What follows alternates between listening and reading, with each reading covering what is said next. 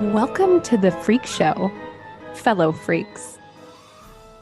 I am Matthew Brockmeyer, the Humboldt lycanthrope, And I'm Sarah Hartman, and this is Murder Coaster. Step Right Up, ladies and gentlemen. Today we bring you the mysterious and brutal death of a Vegas showman. A tale about one of the youngest and greatest trapeze artists of all time. A tale of murder, forbidden love, and freight train hopping hobos. The tale of an innocent man who spent decades in prison for a crime he didn't commit. A tale that exposes the underlying rot just below the surface of the American justice system. From the dusty midways in the big top tents of the greatest show on earth to the lights and glamour of the Las Vegas Strip. From human cannonballs to the world's most famous dog act, we bring you the life and death of Poodle King, Gerard Soules. Born in Livonia, Michigan in the 1940s, Gerard "Jerry" Soules longed for the circus his entire life. His sister, Colleen, remembers that at just 5 years old, he had attempted to run away from home for the lights and glamour of the big top, packing a bag and telling his mother that he was off to a life of adventure and whimsy in the circus. Gerard was back in less than 2 hours, but that calling never went away. Gerard's father was a home movie enthusiast, filming the usual family outings with his Super 8. And one year he brought the family to a traveling circus, filming the spectacle. Later, little Gerard would watch that footage over and over again, spellbound. He was especially entranced by the trapeze artist, Betty Ruth, who was considered one of the best aerial performers in the world. Betty would do the usual stunts, swinging back and forth 20 feet in the air, but then she released her grip, somersault up and over the bar, catching herself by the heels as she plummeted down, a death-defying feat. Little Gerard was so obsessed with this act that his father went and built him a trapeze in the family garden. And Gerard, he was a natural. The 10-year-old asking, "Is this like Betty?" as he flipped and flung on the bar. Soon, he was doing shows for polio patients at the local hospital, recruiting his sister as his assistant and adding juggling and plate spinning to his trapeze act. At just 14 years old, his trapeze act won first place in the Candy Carnival television show, and he was recruited by the Christianus Clyde Betty Cole Circus. Gerard quickly gained quite the reputation as a trapeze artist. He was driven, he was fearless, but he was also a perfectionist, telling his colleagues, "Be brave, but never reckless." He was also boldly flamboyant, donning a flashy cape for his dramatic entrances and exits. Circus promoter Ronnie Smart recalls, "He made the audience feel like they'd been granted an audience with the Pope. We used to say to people, 'Oh, Jerry's great. And if you don't believe it, just ask him.'" And by the early 1960s, Gerard was performing across the United States and Europe with Ringling Brothers, Barnum and Bailey Circus, the greatest show on earth. He was billed as the youngest aerialist in the world, and promotional material for the time read, "By his supreme artistry, he soars to new heights of aerial audacity." Aerial audacity. I love it. Ooh. He was a showstopper, bare chested, and in sparkling leotards, Soules would perform stunts no other trapeze artist dared to do. In perfect time with the blaring circus music, 60 feet in the air, Gerard would fall on the backswing, appearing to have no hope, only to perform a forward heel catch from the knee at the last moment. No other performer would try it. Oh, they do it on the front swing when they could clearly see the trapeze bar, but not on the backswing when you had to rely purely on instinct. And get this, Soules never used a safety net. Well, besides in New York City, where the law demanded it. But even then, he'd only have a couple of assistants below, holding a net in their hands. Yup, the entire point of the act was how death-defying it was. And as they said in the circus, you either caught the bar or you caught the concrete. Kenny Dodd, a former circus clown and friend of Soules, said Jerry was very aware of how dangerous it was and told him he was frightened at times. And Jerry knew he couldn't go on doing it for the rest of his life. And sure enough, one day in 1964, Jerry just up and quit. He called it his crise des nerfs, or crisis of the nerves, explaining that when he was up on that trapeze bar, all he could see was the cold ground below. The circus explained his retirement as stemming from a bad fall, which wasn't true. He was just done risking his life every night, especially after a near catastrophe in Belgium. But there had, in fact, been a bad fall many, many years earlier when he'd broken his back and been laid up in the hospital. And it was there that a friend brought him a puppy.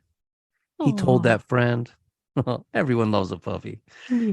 He told that friend, I've always wanted to have a dog act, but I won't be cruel and teach them jumping tricks. I'll do something special. And as we'll see, that's exactly what he later did. But dogs weren't his first choice.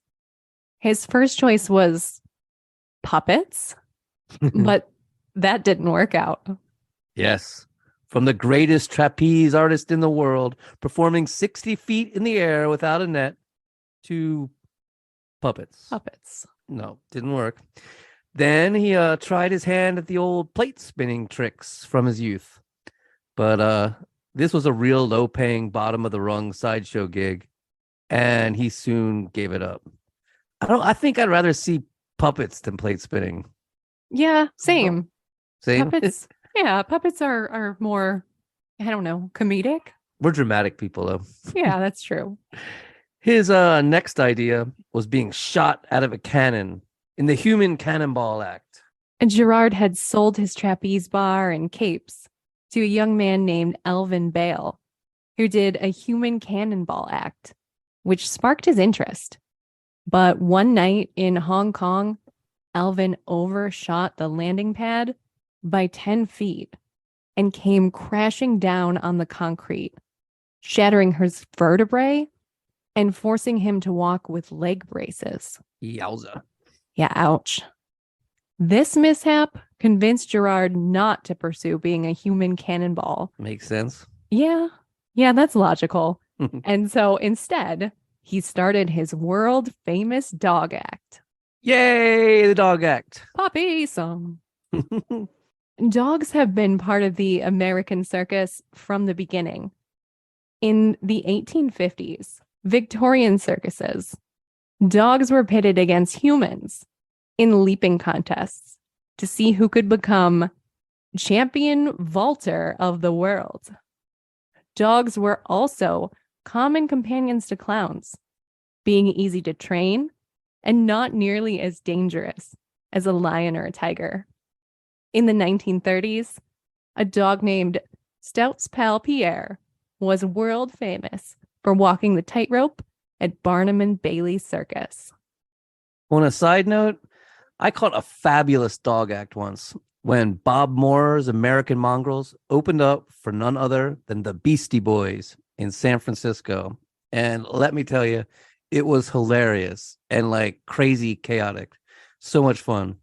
It was quite the act. He had like this huge pack of dogs running around the stage, and in between jumping through hoops and walking on a tightrope, they'd be stealing his hat and jumping up on him from behind.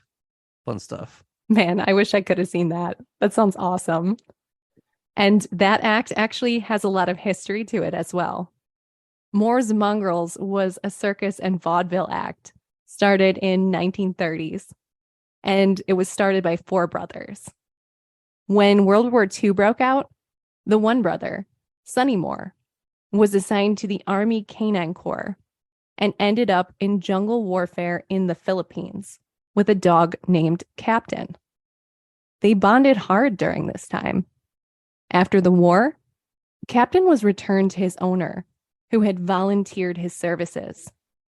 But the owner could see the dog pine to be with his buddy Sonny, and so gave him to Sonny, who made him a star of his dog act, performing on the Ed Sullivan Show, and even before Queen Elizabeth at a Royal Command performance in London.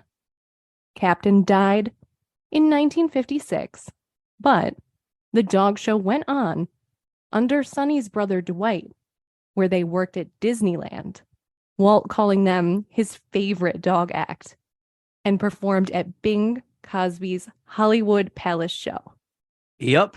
And the show was eventually taken over by Dwight's son, Bob, who, like our protagonist, Jerry, performed in Vegas. Bob also received an award from Priscilla Presley for saving dogs from an animal shelter. They not only toured with the Beastie Boys, as I mentioned, but also performed with Dolly Parton. Everyone loves Dolly. Mm-hmm. And had his act featured on season 2 of America's Got Talent, but got eliminated in the audition round, which is bullshit. They should have won. Sorry. I love a dog act. Passionate. Yes. And in researching all this, I discovered there's a circus dog school in San Francisco, and they will train you and your pets to perform in carnivals and circuses. So I might just take off one day to go to this dog circus school with my Great Pyrenees Daphne and my little mini Australian Shepherd Pretzel. Just waiting for that next midlife crisis to come around. Should be any day. Well, I wish you and your dogs an awesome career. Well, thank you very much. But you better come back to this podcast every week. I could podcast from San Francisco. Yeah, okay. Put the dogs on there too. Hell yeah. Okay. And now, back to Gerard Soules. It took Jerry a year to piece together his dog act. Soules loved musicals and came to realize that audiences wanted glamour even more than danger. And from there, he got the idea to put the dogs in fancy dresses that he sewed himself. And then he set the show to music, choreographed the poodles, and the act was ready. Les Poodles de Paris was an instant hit and became a worldwide attraction and one of the most successful circus acts of all time. A dozen poodles up on their hind legs in feather boas and hats, dressed in sequined costumes, parading around as Carmen Miranda, Mae West, and Marilyn Monroe. Once seen, never forgotten, the ringmaster would shout as the dogs performed in French gowns, hula skirts, and sombreros, dancing to Thank Heaven for Little Girls and the Mexican Hat Dance.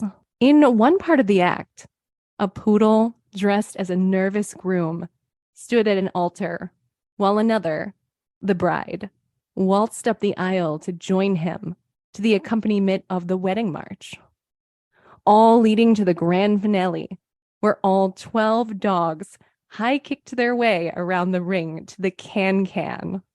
They even appeared on ice, with Gerard flamboyantly ice skating around them and swooping in to pick them up. Ice skating juggler Dave Cousins said it was a complete showstopper when he performed at the Ice Capades. Soules performed his dog show at Radio City Music Hall, all the big ice shows, at most of the famous cruises, working 50 weeks a year, over twice as long as most circus acts. His show was a success, but soon a great personal tragedy would befall him. Gerard was never shy about his homosexuality. If you haven't guessed yet from the capes and the sequins, the musical numbers, and the poodles, yes, Gerard was gay. Gay, proud, and unapologetically himself. As he should be. Once, during his trapeze days at Ringling Brothers Circus, a man accused another man of having an affair with his wife and shot the man. Gerard famously said, "I don't know what he was so head up about, because that guy was playing around with me at the time." I love it. So good. But Gerard was a loyal and faithful lover, and there was only one great love in his life, an airline worker named Steve Schumacher.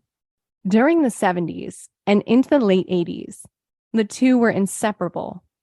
But over a decade of loving times and commitment, Schumacher developed a kidney disorder and tragically died, Gerard sticking by his side through it all. Friends say Gerard never got over it and remarked that the love between Gerard and Steve was one of the most devoted they'd ever seen.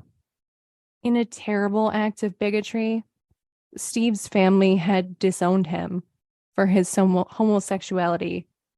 And before his final operation, Steve told Gerard, "If anything happens to me, I don't want to go back to Memphis. Don't let my family take me. They didn't want me in life, and I don't want to be there in death." But the family got the body and they buried him in Memphis, warning Soules to not attend the funeral. Undeterred, Soules put on a 2-year legal battle and eventually succeeded in bringing the body of his soulmate and lover back to Michigan. There was a huge service, and he bought a headstone that read, "Welcome home, Steve. We made it. See you soon." Oh my God. That's so sweet. I'm glad our listeners can't see me. 'Cause that kind of makes me want to tear up. Me too. Oh my gosh. And that's why gay marriage is so important. So that someone's life partner can have those same legal rights when it comes to their loved one, as afforded by marriage, regardless of whether they're the same sex or not. If Gerard and Steve had actually been able to get married, there wouldn't have been that 2-year-long legal battle. Yeah. And in January of 1992, Gerard Soules signed up for a 6-month stint in Circus Las Vegas, baby. Woo! Bright light city, gonna set my soul on fire. Viva Las Vegas. Opened in 1968, Circus is a huge hotel and casino conceived during that magical period of time when Las Vegas entrepreneurs were obsessed with theming all of their attractions. Complete with a big top design, Circus Casino features a multitude of circus acts performing around a cavernous main room. Aerialists and trapeze acts soaring over the heads of the gamblers. Gorgeous showgirls dancing and singing. And of course, starting in 1992, Circus also had a handsome dog trainer by the name of Gerard Jerry Soules, who could be seen there 6 nights a week with his 14 poodles. When you show up to Circus, you're greeted immediately by Lucky the Clown, who has been a fixture of the building's facade since 1976. He's a 123-foot tall neon clown. Can't miss him. His massive grin greets visitors of the strip, beckoning would-be gamblers to enter the big top and take in a show. Circus was always a wacky place. It's even supposedly haunted, depending on who you ask. In the 70s, you could have a couple of drinks on the midway, then throw your tipsy ass down a literal slide to arrive on the gaming floor. When the casino opened its first hotel tower in 1972, the tower was built with a loan from the mob, and infamous mobster Tony Spilotero ended up owner-operator of the Circus Circus gift shop.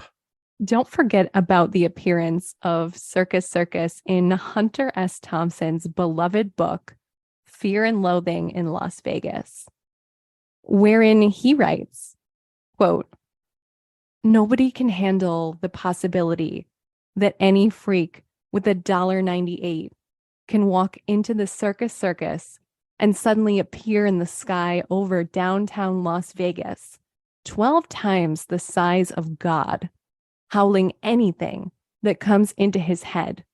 No, this is not a good town for psychedelic drugs." Right? Okay. Glad you mentioned that, Sarah.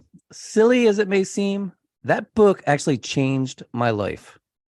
I wanted to discover myself how Hunter did the strange, the ugly, obscene parts of America, the weird underbelly of the American dream, and in that crazy gonzo journalism manner where you become a part of the story and everything goes off the rails. Kind of like how Kerouac would work the fields with migrant workers or do morphine with sex workers in Mexico, not only injecting himself into the story he's telling, but becoming one with it. When Hunter wrote about the Hells Angels, he lived it and eventually got his ass kicked by them, which just comes with the territory.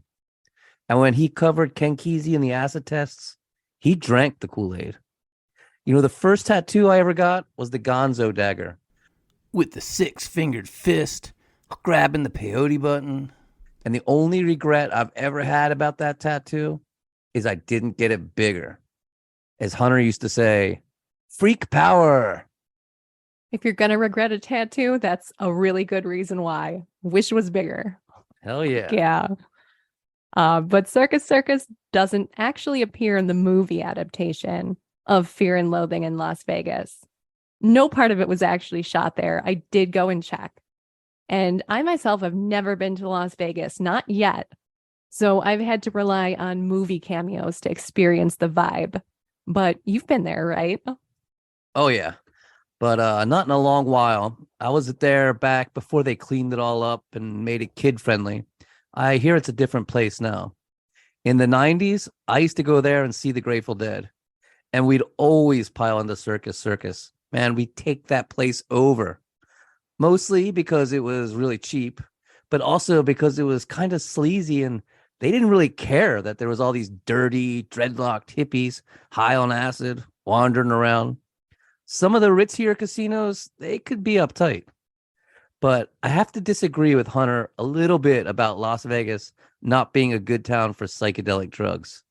If you can keep your shit together, Vegas, and in particular Circus Circus, can be a pretty fun place on psychedelics, I can tell you. That's nuts. One spring day, Jerry encountered Fred Stees along the side of the road. A blonde-haired, blue-eyed, attractive young man. Fred Stees was holding a sign reading, "Will work for food." Decent souls could not have come from more different upbringings.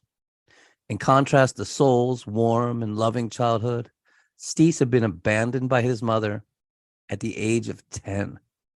He had gone through over 37 foster home placements until he finally struck out on his own as a teenager to live the life of a transient. Stees, he was a straight up hobo, traveling from place to place by hopping freight trains, picking up work where he could get it, staying in hobo camps as he went along, living by the rules of the road. Jerry picked up Fred along the side of the road and treated him to a hot meal at a local diner. The two really hit it off, and Jerry hired Fred to be the assistant in his act. Great timing, since Jerry had actually fired his last assistant, Alexander Kulepev? Kolepev? Am I saying that right? Sounds good to me. We'll go with it. He was a balding Russian man with short red hair, and he had been fired after the two went through some sort of drama or another. The former trapeze artist, looking for someone to help with his circus dog act, picks up a down on his luck hobo riding the rails. This feels so much like a noir story from the 30s. Totally Nightmare Alley. But this is the 90s, just like the Grady Style Jr. case we covered. Yeah, it does feel a lot like a 30s noir film. And like any good noir film, it's going to take a turn towards murder. Uh-oh. Don't worry, it's coming. Jerry and Steez really hit it off and soon become more than boss and worker. The two men become lovers. During his years on the road, Steeson made a lot of friends, one of whom was another gay man, Rick Rock. What a name. Whom That's a good Steez had name. met. It is, dude. Rick Rock. You got to be cool to have a name like that. Real. Whom Steez had met while hitchhiking in Pennsylvania. Rick Rock had enjoyed Steez's company.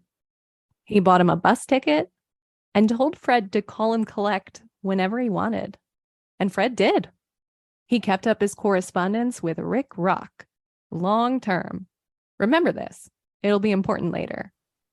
When the casino demanded that Steez get a work permit to continue working on Jerry's circus dog act, he knew he was in trouble. Getting that work permit would be out of the question because Steez was wanted for violating parole in Florida. In fact, he'd been going by the alias Fred Burke over the course of his work with Jerry. It's been reported that when Jerry found out about Steez's warrant and his criminal past, he wanted nothing more to do with him and asked him to leave. Though Steez claims he left on his own because there was no sense of staying there if he couldn't make money. Steez hit the streets of Las Vegas, panhandling the tourist and begging up just enough cash for a bottle to forget his troubles and a few bindles of heroin and cocaine for good measure. Then off to the train yard, hopping a freight train, skipping town, speedballing coke and heroin, and drinking as the train roared through the night. 6 days later, Gerard Soules was found dead in his trailer.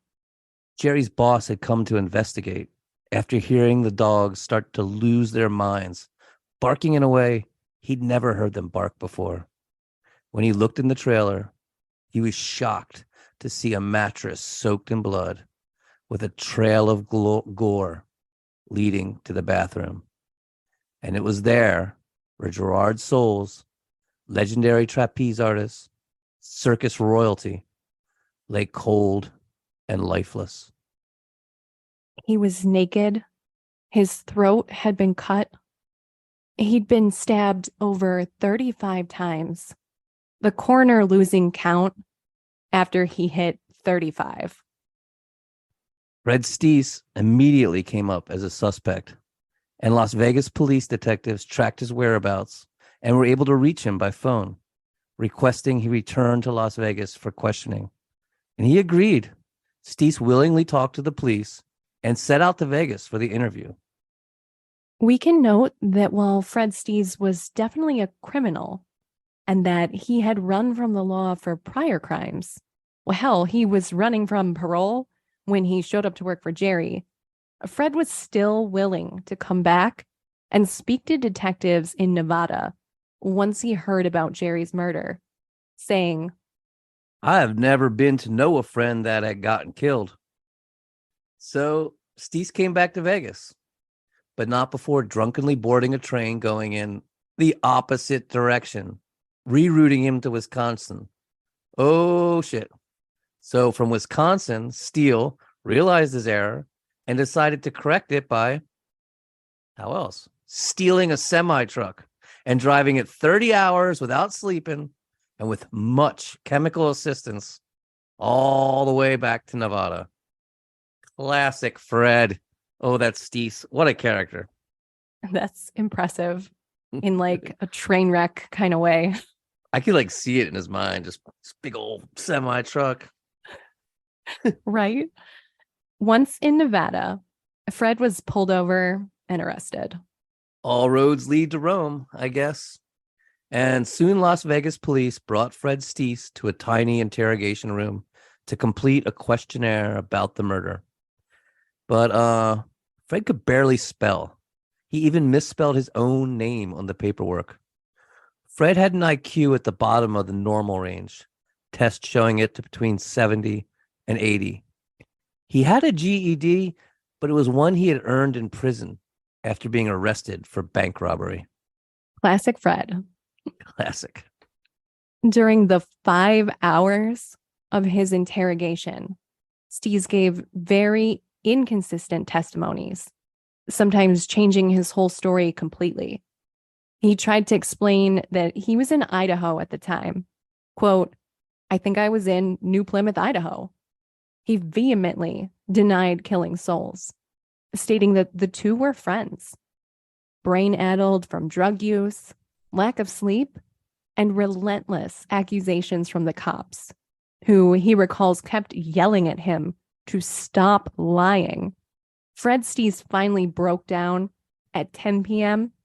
and signed a confession after giving his 6th version of events.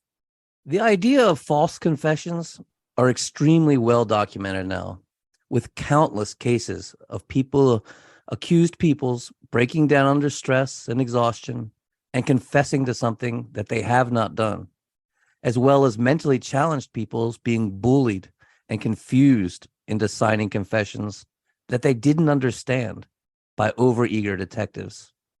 And this case looks like a little bit of both to me.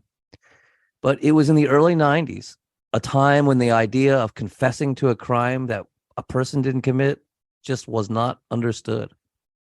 And keep in mind, Fred had not slept a wink since leaving Wisconsin. His final answer was that he had made a last-second drunken decision to rob Gerry Soules, and that Fred would not have committed the murder if Gerry hadn't woken up. Prosecutor William Kephart was eager to get his hands on the case. A more experienced prosecutor had dropped out of the running for it, and Kephart, hungry to further his career, was excited about a death penalty case that came with a pre-made confession.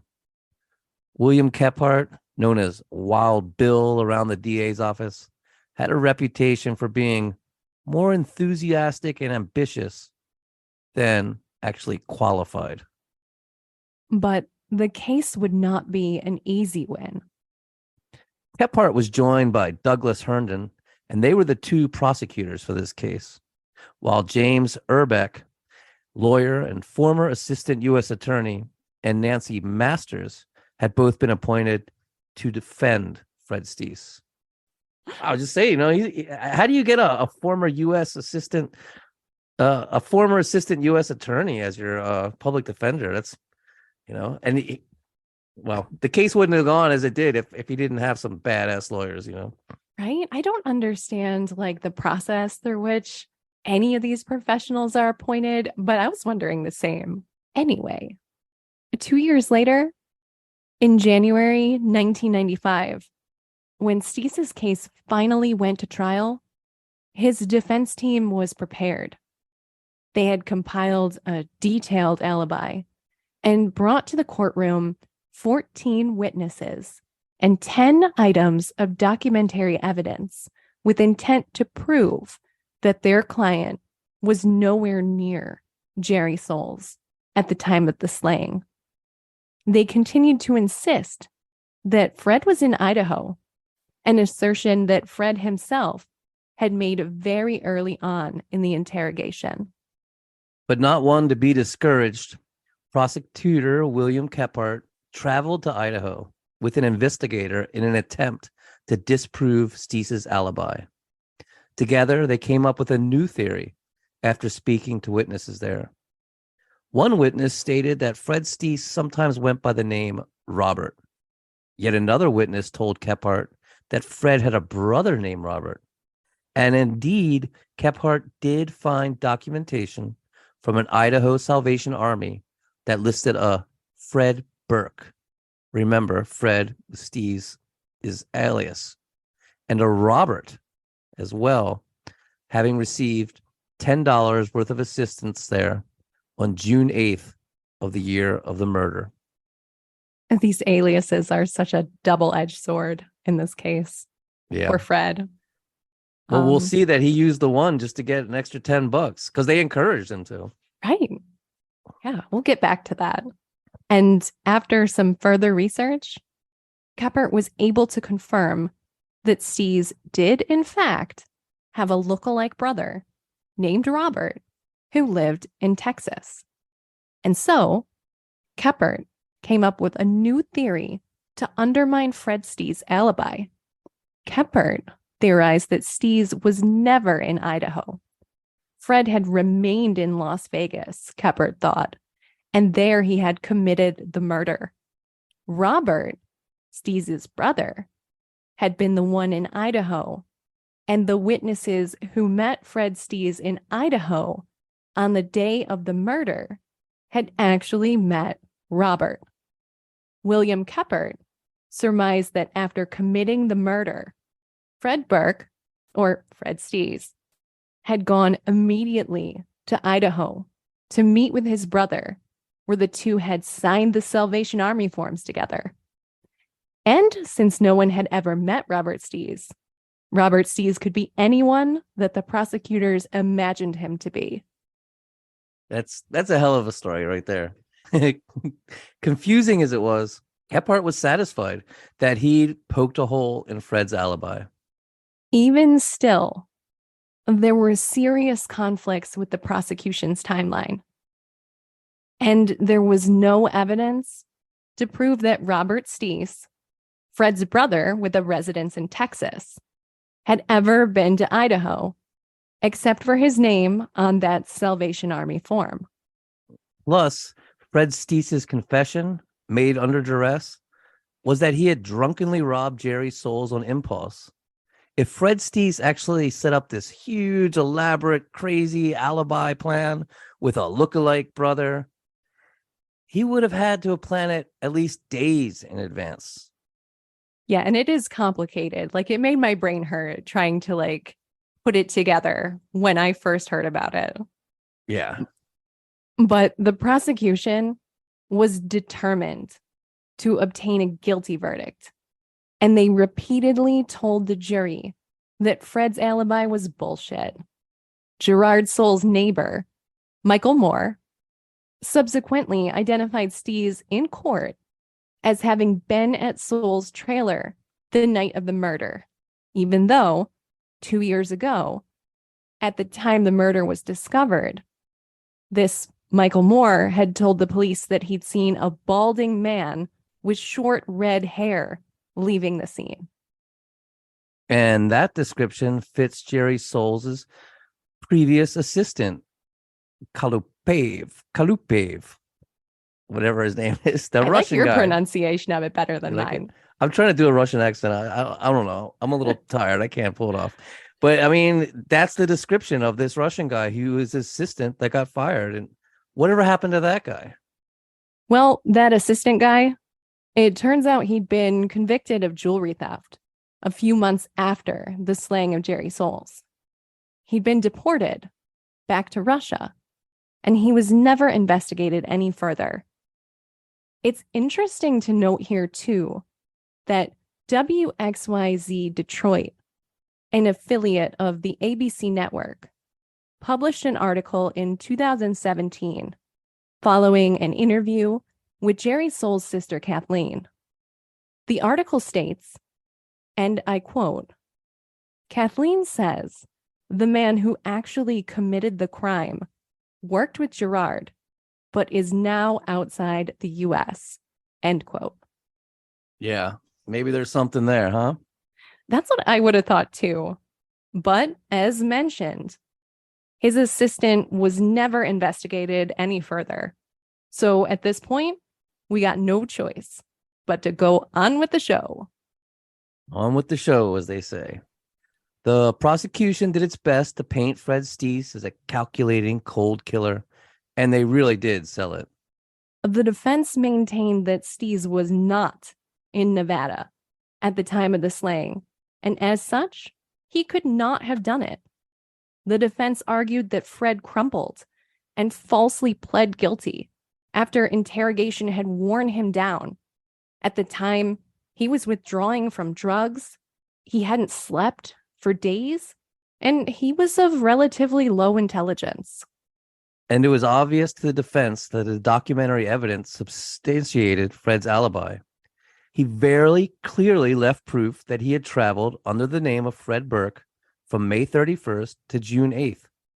To the defense lawyers, this seemed like it should have been an easy case. Fred Soules also testified that on his journey out of Vegas, he made a stop in Salt Lake City, where he met a man by the name of Ron Boutier in the train yard in Cheyenne, Wyoming. He and Fred went to the Salvation Army, where they both signed in on Monday, May 31st. The signatures are there, and one of them is definitely Fred's. It looks exactly the same as his signature on his confession. Fred's new buddy, Ron, invited Fred to his grandparents' house in Idaho and said Fred could stay there until he could get work again. Fred Soules agreed, and the two jumped a train. Ron was in court, and he backed all of this up. Later on, Ron and Fred Soules parted ways after a disagreement. Fred couldn't stay with Ron anymore, so he left the grandparents' house on June 8th and went to the local Salvation Army. This is where Fred Soules says he listed two names, Fred and Robert, on the welfare assistance form because, as a Salvation Army employee testified, she would give him double assistance that way, even if he was alone, which she states he was. And I mentioned this earlier. They're saying that he was there with his brother, but she said he was all alone and told him if she just wrote down two names, she'd give him double the money. That's super nice of her, by the way. It is, isn't it? It's only $10. Still, I it's know. a bonus. That's a bonus. It is. Hell yeah. It's double your money. Soules' actual brother, Robert, never appeared during the trial. In fact, he hadn't even seen Fred since the two were children together. William Keppert, though, maintained the Robert theory. He called to the stand his investigator, and the investigator accused the witnesses of having lied or misunderstood the situation. Keppert even insinuated that the documentary evidence was forged, and he demonstrated how he could doctor a Salvation Army sign-in sheet himself. Yeah, I don't know why the Salvation Army people would be lying anyway. But, it's said that this guy would go to extreme lengths to get a conviction. Two of his prior murder convictions from just a year before were actually thrown out by the Supreme Court of Nevada for, quote, improper and deliberate comments. But when he did, the prosecution sowed the seeds of doubt and maintained that only the original confession was to be trusted. After the jury, deliberating for 2 days, agreed that Fred Soules was guilty. He did escape the death penalty, but he was sentenced to rot in jail with 2 life sentences and no possibility of parole. Defense lawyer Nancy Masters, we're going to call her Nancy Lemke now because she's gotten married. Yay, congratulations, Nancy. Good job, Nancy. Nancy Lemke was not happy with this outcome. Remember Rick Rock, the friend Fred Soules liked to call routinely after meeting him in Pennsylvania? Well, during the trial, Rick had been called to testify. He'd even been flown out for the occasion. However, the older gentleman really valued his privacy, and he did not want to appear. He declined to testify at the last minute. Nancy Lemke continued her search for Rick Rock even after Soules was convicted of murder. She finally got in contact with Rock by phone, and she told him his phone records could prove that Soules had called him from Idaho. Rick agreed, but he said he'd already given the prosecution a copy of his phone records.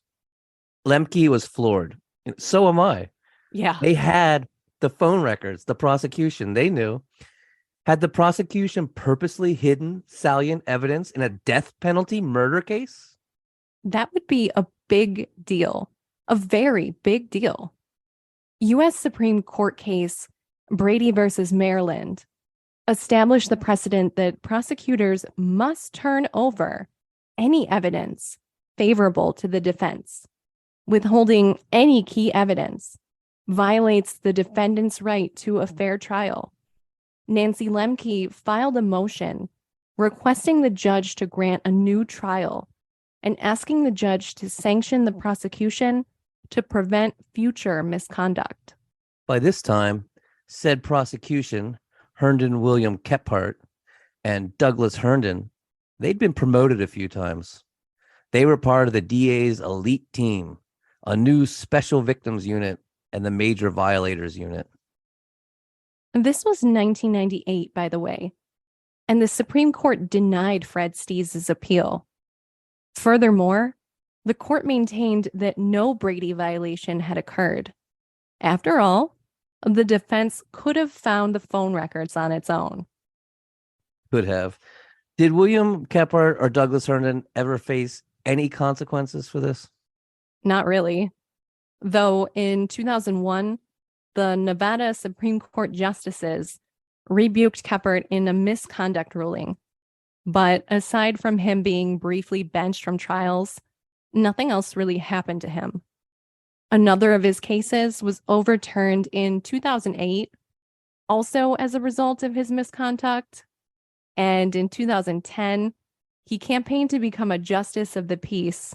And when he was elected to that office, Fred Steeves had been in prison for almost 20 years. Also in 2010, however, an Abigail Goldman was appointed as an investigator for the Federal Public Defender's Office in Las Vegas. The Steeves case had stuck out to her as a rarity. She also believed that he was completely innocent. Goldman became determined to locate Fred Steeves' long-lost brother, Robert. And she found him in San Antonio. Robert, then 41, told her that he hadn't seen his brother since he was 9 years old, and Robert expressed zero desire to get involved in this case. But they had his address, so Fred Steeves' lawyers now had an avenue through which to subpoena Robert. Nancy Lemke also enlisted the help of federal public defender Ryan Norwood. Norwood had taken on the role of assisting impoverished prisoners who wished to sue the government for wrongful imprisonment. Norwood, using his legal capabilities, was able to get custody of the prosecution's file, where he found some very startling information. Firstly, there were field interrogation reports filed by the railroad police. These would be filed when they caught people illegally riding trains or trespassing in the railroad yard. This was Steeves' primary mode of travel. One report was for a Frederick LeBurk in Salt Lake City on May 29th. And there were two more for Fred Lee Burke Jr. on May 31st in Cheyenne, Wyoming.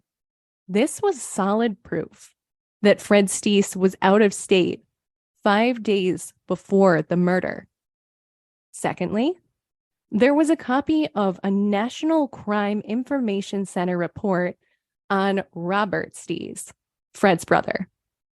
When an individual is stopped by the police, the individual's name is run through the system. This report showed that on May 25th, June 1st, and June 4th of 1992, Texas State Police had searched Fred's brother Robert in their system. And in order for that search to have transpired, Robert would have had to have been stopped by police in Texas. This represented solid proof that Robert was still in Texas during the time that the prosecution had claimed that he was in Idaho impersonating Fred Steeves. It also meant that the prosecution knew this already at the time of the trial. Unbelievable. Right? gosh. Oh. A new hearing would begin for Fred in June 2011. Thank God. The long and short of it was that Stees was able to take the first steps towards proving his innocence. Yeah, and luckily he escaped the death penalty. I mean, these guys knew that he was innocent. I mean, they knew it, and they're trying to give him the death penalty. It's just Right. it's so fucked up. We see this on paper. It's It's undeniable unbelievable. proof. There, in the 8th Judicial District, a judge would issue an order regarding actual innocence, declaring publicly that Stees had not killed anyone. Quote, given everything additional that we now know, Judge Kadish said, I am finding it that it is more likely than not that no reasonable juror would have found him guilty beyond a reasonable doubt with that evidence. You think? Yeah. This ruling could facilitate consideration for complete exoneration. But in order for Fred Stees to be completely exonerated of his murder conviction, he would need to prove that the prosecution had acted unethically or failed to do their due diligence. Ugh. Oh, Lord, don't you love governmental bureaucracy? When the system has someone, it just doesn't want to let them go. And it has its hooks in Fred right now. Ryan Norwood, though, was sure that he could win this case for Stees. And he definitely wanted to take Keppert and Herndon's behavior to task. But if he did, Stees could still be stuck sitting in jail for years to come, waiting for the Supreme Court of Nevada to make their ruling. And then, only if said ruling was found to be in Stees' favor would his case then be retried. And Fred might not even get bail during any of this. 2 weeks later, Judge Kadish offered Ryan Norwood and Stees a new deal. She would give Stees parole and drop all charges, asking only that he plead guilty to stealing the truck in Nevada. Oh, that's Stees. The prosecution argued back that the murder charge should stay on record. So, in turn, Judge Kadish offered an Alford plea. The Alford plea lets a defendant assert innocence for the record. The defendant acknowledges that the state might have to keep the conviction on record despite the defendant's innocence. This was the fastest way to get Fred Stees set free. And after having been in jail for a total of 7,545 days, that's all that mattered to Fred. The Alford plea gets offered in a lot of really high profile cases where the prosecution tries to save face. The most famous being the Memphis Three, where 3 teenagers were found guilty of incredibly heinous murders, pretty much based on the fact that they wore black, listened to Metallica, and read Stephen King. There was a coerced confession in that case as well. We'll cover it someday, definitely, in one shape or another. But Fred Stees was free, walking out of the courtroom after admitting his guilt in an Alford plea. 1 year later, Fred Stees, now age 50, applied to what he described as his dream job. He wanted to be a driver at a trucking company. Unfortunately, because of his felony conviction, he was rejected, despite having passed the written test for the job with flying colors. Even though his innocence had technically been proven, he was still applying to jobs with a murder conviction on his record. And that just doesn't look good on paper. And Stees, technically free, struggled to find work to such an extent that for a time, he ended up homeless again. Unlike many of our stories here at Murder Coaster, though, this story does have a happier ending than that, one that demonstrates the true power of the written word. Journalist Megan Rose published the details of the trial in an expose, co-published by both Vanity Fair and ProPublica, entitled Kafka in Vegas, a murdered circus star, a dubious confession, and America's prosecutional misconduct epidemic. That is a great name for an article. Yeah, and it's a good Kafka in article. Vegas, right? Mhm. So named, she says, because of how it captured the Byzantine nightmare Fred Steese had been put through with his wrongful conviction and over 21 years of legal hoops he had to jump through to prove his innocence.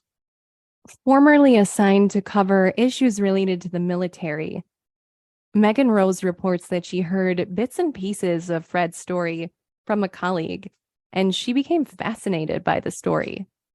She asked her editors for permission to divert her focus for this case, and she was given the go-ahead to investigate. Megan Rose's article earned the case renewed national attention. She writes, prosecutors worked hard to keep it hidden, forcing him into an almost incomprehensible choice: risk freedom to fight for an uncertain exoneration that might take years, or cop to a crime he didn't commit and walk away. That's the Alfred play for you. You have to admit guilt even though you didn't do it. It's so ridiculous. Thanks in large part to the investigative journalism of Megan Rose, Fred Steese was granted a full pardon by the Nevada Board of Pardons Commission in 2017. And today, Fred Steese is no longer a convicted felon. Yay! He told the Las Vegas Review-Journal, "I'm a new man now. It's lifted a black cloud over me." It gets better. How often do I get to say that on this show? It gets Not better. often. Never.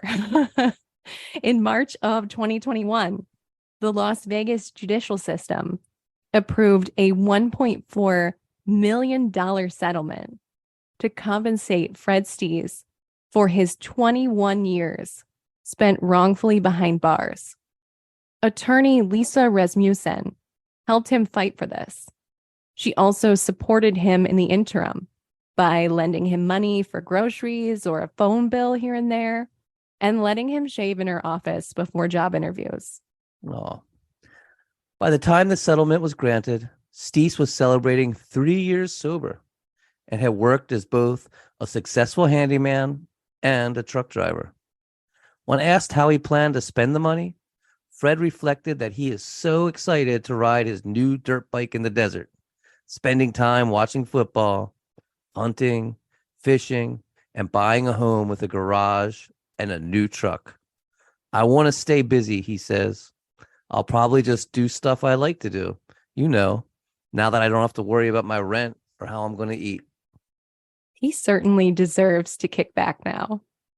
Yeah, it's a lot of time to spend in prison for a crime you didn't commit. Yeah, I hope he's still enjoying himself.